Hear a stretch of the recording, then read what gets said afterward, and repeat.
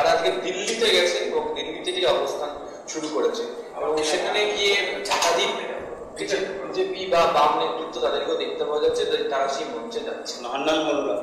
দেখুন, এই যে যারা বিজেপি দিল্লিতে গেছেন, এরা তো সম্পূর্ণভাবে বিজেপি, কংগ্রেস এবং সিপিএম তাদের প্রযোজিত একটি নাট্যমঞ্চ।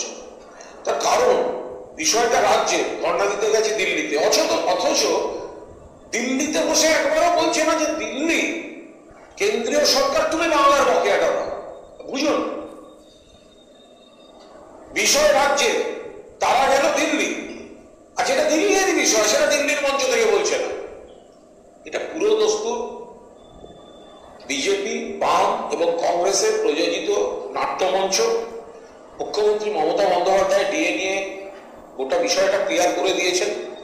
আমাদের কাছে এমন অনেক তথ্য আসছে যে বামফ্রন্ট সরকারের সময় থেকেও সেই তথ্য পরিসংখ্যান যথাসময় আপনাদের সামনে যাবে, যে কতখানি তফাৎ থাকে, কতখানি তফাৎ কেন্দ্রের সঙ্গে চিরকাল এই জাগলারি করে, সংখ্যার জাগলারি করে এই ডিএ তফাৎটা রেখে দেওয়া হয়েছিল।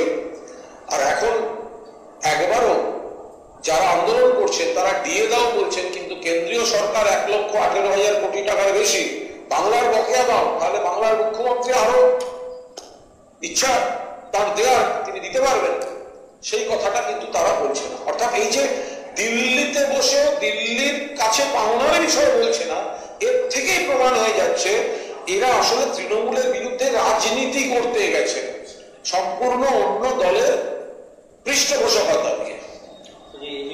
এর দাবিতে যে সংগ্রামী যৌথ মঞ্চ শহীদ মিনারে অবস্থান করছিল, তা তুলে নেওয়ার জন্য হাইকোর্টে আবেদন করলো সেনাবাহিনী। তাদের বক্তব্য যে বিচারপতি মান্তা এবং নির্দিষ্ট সময়সীমা বেঁধে দিয়েছিলেন, তারপরও তারা সেখানে তাদের অবস্থান চালাচ্ছে।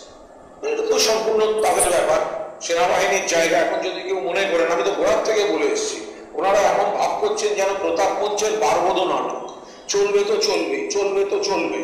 তা এখন সেই হল আর কেউ যেতে পারবে না, মারাত্মক ব্যাপার একটা সেই। তো ফলে তারা এখন একটা শহীদ মিনার, একটা গণতন্ত্রের পীঠস্থান, এবং বিভিন্ন দলই কর্মসূচি করতে পারেন, কিন্তু তাদের জন্য দেওয়া যাবে না। হয় নাকি কখনো? একদিকে মামলা চলছে, আবার কোর্টই বলে দিচ্ছে একদিকে মামলা চলছে, তাহলে আবার এসব কেন? যারা কর্মবিরতি করছেন, পরিষেবার ক্ষতি হচ্ছে, রাজকোষের ক্ষতি হচ্ছে, তা সত্ত্বেও একটা অংশ তারা পুরোদস্তুর বিজেপি, কংগ্রেস আর সিপিএম এর রাজনৈতিক উদ্দেশ্য সাধন